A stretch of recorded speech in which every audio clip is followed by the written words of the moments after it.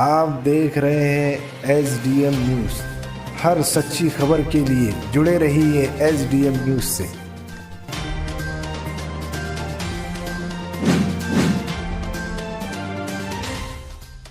आप देख रहे हैं SDM न्यूज़। मैं हूं रियाज अंसारी। आज हमारे साथ मौजूद है इमाम ऑर्गेनाइजेशन महाराष्ट्र के सदर जनाब इकबाल अंसारी साहब। जैसा कि आप सभी को पता है कि हमारा सरकार ने इबादत गाहें, सभी इबादत गाहें को खोलने का फ़ैसला लिया है कुछ शराइत के साथ। तो मौलाना साहब, मेरा सवाल ये है कि उसके बाद मुसलमानों को किस तरह से मस्जिद में इबादत को अदा करना है और इसके ऊपर हालात थोड़ा सा रोशनी डालिए आप। औज़ु बिल्लाहि मिनश शैतानिर रजीम, बिस्मिल्लाहिर रहमानिर रहीम, नहमदुहु व नसल्ली अला रसूलिल करीम, अम्मा बाद। मैं SDM चैनल आपके माध्यम के ज़रिए से सबसे पहले तो जो समाचार पत्रों के ज़रिए मुझे मालूम हुआ कि महाराष्ट्र की सरकार ने महाराष्ट्र में तमाम इबादत गाहें 16 नवंबर यानी आज से खोलने का फ़ैसला किया। मैं इस पर उनको दिल की गहराइयों से मुबारकबाद देता हूँ। दरअसल नमाज़ें हमारे पास जो है, मैं समझता हूँ औरंगाबाद पुलिस कमिश्नर साहब ने 27 मार्च को एक मीटिंग, 25 मार्च को मीटिंग ली थी और 27 मार्च को जुमा था। जुमा से मस्जिदों में अलल ऐलान नमाज़ पढ़ने का सिलसिला सरकार की तरफ से धारा 144 नाफिज की गई है, तो पाबंदी लगाई गई थी। अल्लाह का फजल करम है कि 8 महीने के बाद इस असना में रमज़ान का मुबारक महीना आया। हम लोगों ने नमाज घर में अदा की, कई जुमे हमने घर में अदा किए, ईद और बकरीद भी हमने घर में अदा की। यहाँ तक के पूरे आलम के लिए जो हमारी इबादत गाह है मक्का मुअज़्ज़मा या मदीना मुनव्वरा, तो इस साल ना उम्रा हुआ ना हज हुआ। हम लोग मुसलसल बेचैनी के आलम में थे, परेशान थे, घरों में अपनी अपनी इबादतें चल रही थी। इस ऐलान के बाद काफ़ी खुशी हुई और मैं अल्लाह रब्बुल आलमीन से दुआ करता हूँ कि ये सिलसिला हमारा जारी रहे और बीमारियाँ ख़त्म हो। आज जब ये ऐलान सामने आया तो उसके बाद मैंने कई चैनलों के माध्यम से सुना कि कुछ फ़िरका परस्त पार्टियाँ, 2 पार्टियों का झगड़ा यहाँ पर ला करके 2 समुदाय के बीच में तेढ़ निर्माण करने की नाकाम कोशिश कर रही हैं। कुछ लोगों ने तो ये कहा कि भाई शराब जो है खोल दी गई थी, उसका लाइसेंस ओपन कर दिया गया था, लेकिन इबादत गाहें बंद थी। ये ऐलान वो कर रहे हैं जिनकी अपनी खुद सरकार इस वक्त मरकज़ के अंदर मौजूद है। अफसोस की बात है कि मुसलमानों की दुश्मनी में तुम कहाँ जा रहे हो, तुमको कोई होश है कि नहीं है। और रहा सवाल, जैसा सोशल मीडिया के ज़रिए ये बात फैलाई जा रही है कि मुसलमानों के लिए मस्जिदें बंद नहीं थी, ये सरासर गलत और बेबुनियाद बात है। ये अफवाहें फैलाना वो सियासी लीडरान बंद करें। अब चूँकि इजाज़त मिली है, अब ऐसे हालात में मेरी आवाज़ SDM चैनल के माध्यम से जहाँ तक पहुँच रही है, हम इस बात का एहतमाम करें हमारे भाई कि मस्जिद में जाएं, अपने अपने घरों से वज़ू बना कर जाएं और हम सबको फ़िरका परस्तों की जो चाल है उनको उसमें नाकाम बनाएं, किसी की ना सुने। हम सबको, चाहे वो किसी ज़ात का, किसी धर्म का, किसी समुदाय का हो, हम सब पहले आपस में भाई भाई हैं। हम भाई भाई बन कर के रहें। इंशाअल्लाह फ़िरका परस्तों का मामला ये है कि वो अपने अंजाम को पहुँचेंगे। हम किसी की बात पर कान न दें, अफवाहों पर कतई ध्यान न दें। जो मामला सिस्टमेटिक चल रहा है, सरकार, महाराष्ट्र की सरकार जिस अंदाज में सारे समुदाय को लेकर चल रही है, मैं उसको मुबारकबाद देता हूं। और आपके चैनल का भी मैं मशकूर हूं कि आपके चैनल के ज़रिए मैं बहुत सारे लोगों से मुखातब हो सका हूं। अंसारी साहब, मेरा एक सवाल है कि हमने देखा है कि औरंगाबाद शहर में जब हमारा सरकार की तरफ से ऐलान हुआ तो ऐसा हमने कई लोगों के मुँह से सुना, उनके जहन में ये बात थी, कई लोगों ने हमसे बराह रास्त कहा कि ऐसा क्यों नहीं हो सका, जैसा जामा मस्जिद है और दीगर की जो तारीख़ी मस्जिद है, वहाँ पर हमारे मुफ्ती इकराम, आप बड़े आलिम दीन के मुबारक हाथों से कि वो आगे आएँ या दरवाज़ा खोलें और एक पैगाम दे दें कि मस्जिदें खुल चुकी हैं, और कहीं ना कहीं इसमें कुछ सियासत भी कार फरमा हुई। तो इस मामले को, आप दोनों मामले को किस नज़र से देखते हैं आप? दरअसल मैं ज़्यादा तफसीलात में तो जाना नहीं चाहता हूँ। ये उलमाए किराम ने पूरे लॉकडाउन के अंदर पुलिस कमिश्नर साहब से, डिवीज़नल कमिश्नर साहब से, औरंगाबाद के कलेक्टर साहब से, कारपोरेशन के कमिश्नर साहब से बाकायदा उलमाए किराम का और जितनी औरंगाबाद की मजहबी और तंजीमात हैं, इन सब का बाकायदा कोऑर्डिनेशन रहा। इसमें कुछ लोगों ने गलतियां की हैं और उन लोगों ने उससे तौबा भी कर ली है। मैं इसको और ज़्यादा खोलना नहीं चाहता, बस मैं दुआ करता हूं कि सियासी लोगों का भी मामला ये है कि जहां तक उनका अपना मामला है वो उस काम को अंजाम दें। रहा सवाल जो मजहबी मामला है, तो अल्हम्दुलिल्लाह औरंगाबाद और पूरे मुल्क के उलमाए किराम की इतनी नज़र वसी है कि वो हालात पर नज़र रखे हुए हैं और इन 8 महीनों के अंदर भी उलमाए किराम ने मिल्लत की रहनुमाई की। आइंदा इस सिलसिले में अगर किसी ने कोई गलती की है उसको उजागर करना भी मकसूद नहीं है, लेकिन उन्होंने मोहतात रहना चाहिए। अंसर साहब, मेरा आखिरी सवाल ये है कि हमारे आने वाले औरंगाबाद शहर में 2-4 महीने के बाद महानगर पालिका के चुनाव होने वाले इलेक्शन करीब है और मैंने देखा है, बल्कि तमाम शहर ने देखा है कि आप एक सियासत पे भी आपकी काफ़ी पकड़ है, काफ़ी नज़र है। तो औरंगाबाद का जो फ़िरका परस्ती का माहौल है और यहाँ पर हमें फ़िरका परस्ती को नाकाम बनाना है, तो ऐसा तो मुमकिन ही नहीं है कि मुसलमान मुत्तहद होकर अगर एक ही किसी पार्टी की तरफ चले जाए और हम फ़िरका परस्ती को शिकस्त दे दें। कहीं ना कहीं हमें सेकुलर पार्टियों के साथ मिलकर चलना चाहिए, ऐसे लोगों को रुझान है। एक सियासी नुक्ते नज़र से आने वाले चुनाव में आप क्या पैगाम देना चाहेंगे? आपने रियाज अंसारी साहब बहुत अच्छा सवाल किया है।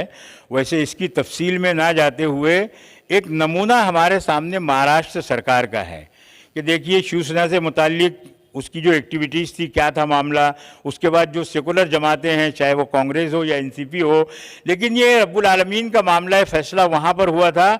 ये तीनों आपस में मिल गए और इन्होंने मिल करके फ़िरका परस्तों को बाजू कर दिया। अभी जो तालीम याफ्ता तबके के लिए इलेक्शन होने जा रहा है, अभी इलेक्शन इलेक्शन होने जा रहा है ग्रेजुएशन हल्के का, तो इसमें भी ये सारी पार्टियां अपने अपने नुमाइंदों को खड़ा कर सकती थी, लेकिन मैं अल्लाह रब्बुल आलमीन का शुक्र अदा करता हूं कि ये तीनों पार्टियां और जो छोटी छोटी पार्टियां हैं जो इस वक्त महाराष्ट्र सरकार में हैं, मैं इनको मुबारकबाद भी देता हूं कि इन्होंने अपना एक नुमाइंदा खड़ा किया है। और मैं समझता हूं कि इसी तर्ज पर आने वाला औरंगाबाद कारपोरेशन का इलेक्शन होगा ताकि इत्तेहाद के साथ ये इलेक्शन लड़ा जाएगा। इसी तरह से हमारे औरंगाबाद शहर में हमने देखा है कि अक्सर मुस्लिम अक्सरियत इलाके, कुछ इलाकों को अगर छोड़ दिया जाए तो बल्दियात की कई मसाइल है सर, रास्तों का ख़राब होना, लाइटों का ख़राब होना, पानी का वक्त पे न आना, और सबसे हैरत की बात यह है कि पैठन डैम फुल हो चुका है। ऐसे हालात में रोज़ पानी आना चाहिए, लेकिन कहीं ना कहीं ये हमारी सियासत की कमी है या सियासी क़यादत की कमी है। आप इसके इस बारे में क्या कहना चाहेंगे? अभी देखिए इस सिलसिले में तो काफ़ी तफसीली गुफ्तगू की जा सकती है, मगर इसमें सियासी लोग भी बुरा मानेंगे। पहली बात तो ये कि जहाँ पर जा रहे हैं वहाँ पर मसाइल क्या उठाना चाहिए ये उनको मालूम होना चाहिए। और अभी आपने सवाल किया कि भाई उलमाए किराम के बजाय सियासी लोगों ने इबादत गाहें खोलने की तरफ पेशरफ्त की, जो काम करना है वो काम करते नहीं हैं। पहले तवज्जो इसके ऊपर देना चाहिए। इसके लिए बाकायदा कारपोरेशन के पास भी फंड है, महाराष्ट्र सरकार भी फंड देती है और मरकजी सरकार की तरफ से भी फंड आता है कि आपकी कारपोरेटर होने के नाते जिम्मेदारी ये है कि आप रोड के मसाइल को हल करें। इतनी बुरी हालत है सड़कों की कि ये समझ में नहीं आता है कि गड्ढे हम गड़े में चल रहे हैं या रोड के ऊपर चल रहे हैं।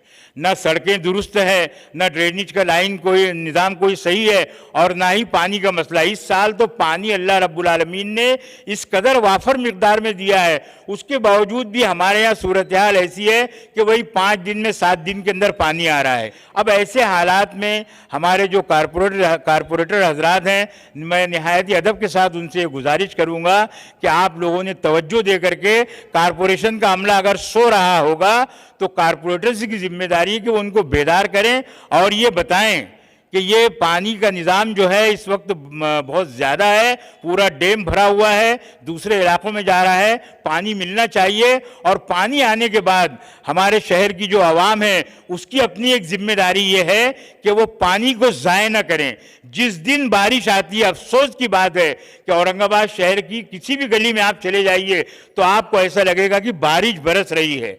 ये लोग जो पानी का भेजा इस्तेमाल कर रहे हैं, पानी को सड़कों पर फेंक रहे हैं और गलियों के अंदर बहा दे रहे हैं, अल्लाह रब्बुल आलमीन इनसे भी हिसाब लेगा। इनकी भी जिम्मेदारी है कि जितना ज़रूरत के पुरता पानी है वो पानी भरें और बाकी नल बंद कर दें ताकि दूसरों को पानी मिल सके।